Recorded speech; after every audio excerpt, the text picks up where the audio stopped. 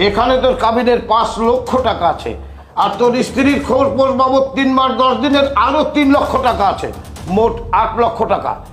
এই টাকার মালাটা এক্ষুনি তুই তোর স্ত্রীর গলায় পরিয়ে দিবি। তুই আমার সঙ্গে কাজী অফিসে গিয়ে ওকে তালাক দিবি। মা, বাবা, ওসমান, কোথায় তোমরা? কি ব্যাপার, এত চিল্লাচিল্লি কেন করছো? চিল্লাপাল্লা করছি মানে? আমার বাবা মা কোথায়? ওসমান কোথায়? বাবা কিভাবে যে বলি, তোমার বাবা মা ভাই আমাদের বাড়ি থেকে টাকা চুরি করে পালিয়েছে। আপনি প্লিজ চুপ থাকুন, আমাদের দুজনের মাঝে কোনো কথা বলবেন না। আমি কেন কথা বলবো না? আমি শ্রুতির মা, তোমার শাশুড়ি।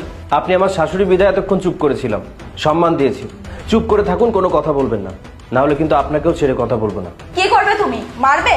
পারলে মারো তো, দেখি তোমার কত বড় সাহস। তোমার বাবা মা তো একটা চোর, তারা রাতের অন্ধকারে আমাদের বাড়ি থেকে টাকা চুরি করে চলে গিয়েছে, আর এই কথা বলাতে আমাদের সমস্যা হয়ে গেছে না?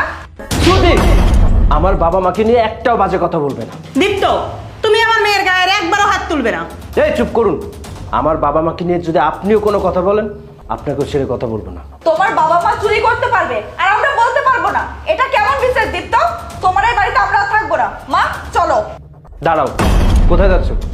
যে খেলাটা তোমরা শুরু করেছো সেটা শেষ করে এখান থেকে যাবে, তার আগে নয়। খেলা মানে? তুমি কি বলছো? আমরা তো কিছুই বুঝতে পারছি না। বুঝতে পারছো না? একটু পরেই সবকিছু বুঝতে পারবে। বাবা মা, ভেতরে আসো।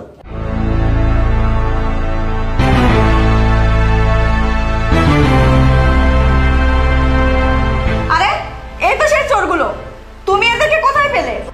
Mind your language. একবার আমার বাবা মাকে চোর বলেছো, তার জন্য একটা থাপ্পড় মেরেছি।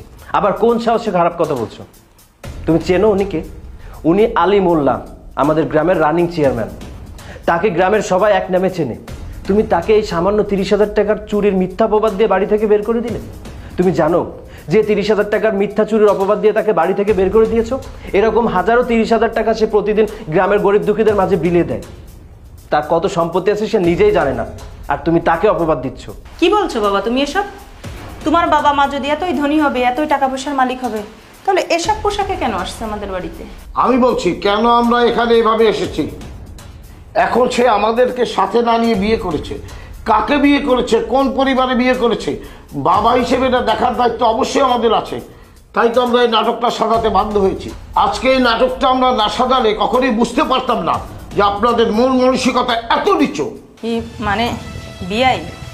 আসলে আমাদের এরকম ব্যবহার করা আপনাদের সাথে উচিত হয়নি, আমাদেরকে ক্ষমা করে দিন।